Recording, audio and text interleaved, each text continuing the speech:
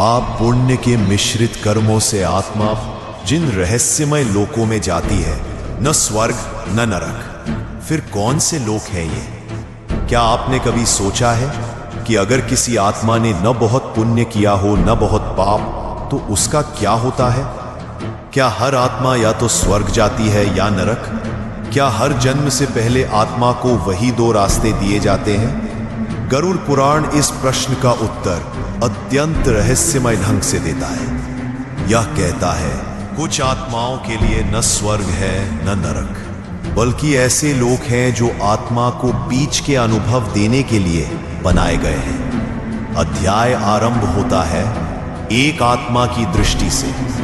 मृत्यु के बाद जब आत्मा ने अपने शरीर को त्याग दिया तो वह यमदूतों द्वारा यमलोक लाई जाती है।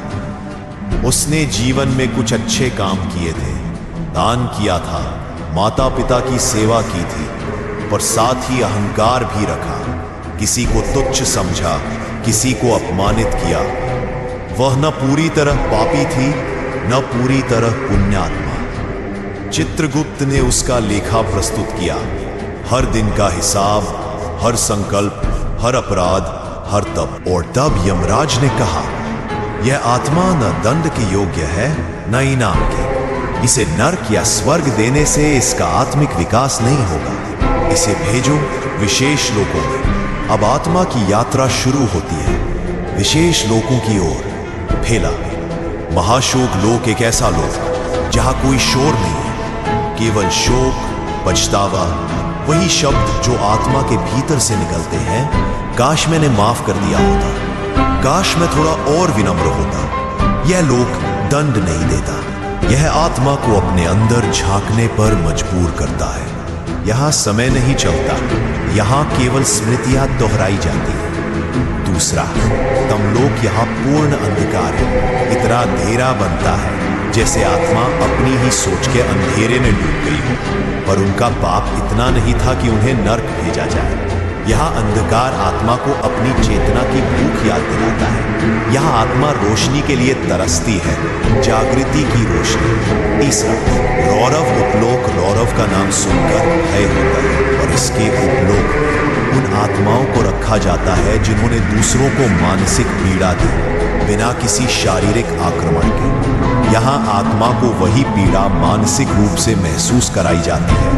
द्वेष, तिरस्कार, अपमान, ये लोक आत्मा को संवेदनशील बनाना सिखाता है। चौथा, अंधतम लोक इस लोक की विशेषता है मैं ही श्रेष्ठ की भावना। ऐसी आत्माएं जो धर्म के कार्य तो करती थी पर दूसरों को नीचा दिखाकर। यहाँ आत्मा को अपनी ही गर्व की परछाई दिखाई जाती है।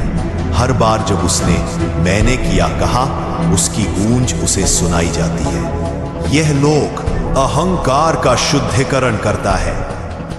दूसरी ओर कुछ आत्माएं पुण्य करती हैं पर अधूरी भावना से। अब आत्मा को भेजा जाता है इन विशेष पुण्य लोकों में। नंदन उपवन, स्वर्ग के पास स्थित एक सुंदर उपवन। यहां आत्माएं रहती हैं जिन्होंने सेवा की पर ईश्वर का स्मरण नहीं किया। उन्हें कुछ समय विश्राम, प्रसन्नता और भक्ति का अभ्यास दिया जाता है।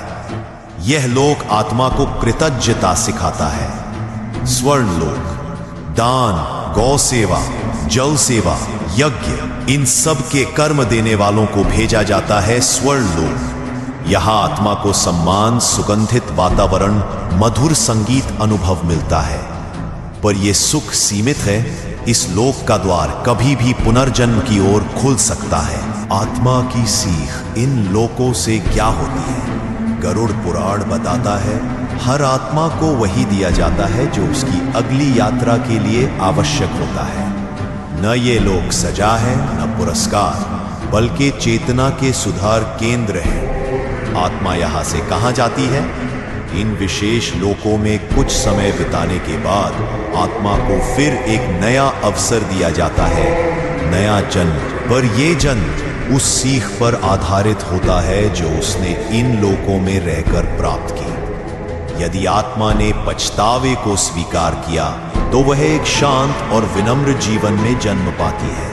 यदि उसने अहंकार को नहीं छोड़ा तो अगला जन्म संघर्ष से भरा होता है। गरुड़ पुराण के इस अध्याय से हमें यह समझ आता है, जीवन में केवल कर्म करना ही नहीं, भावना भी महत्वपूर्ण है। केवल मंदिर जाना ही नहीं, विनम्रता भी उतनी ही आवश्यक है।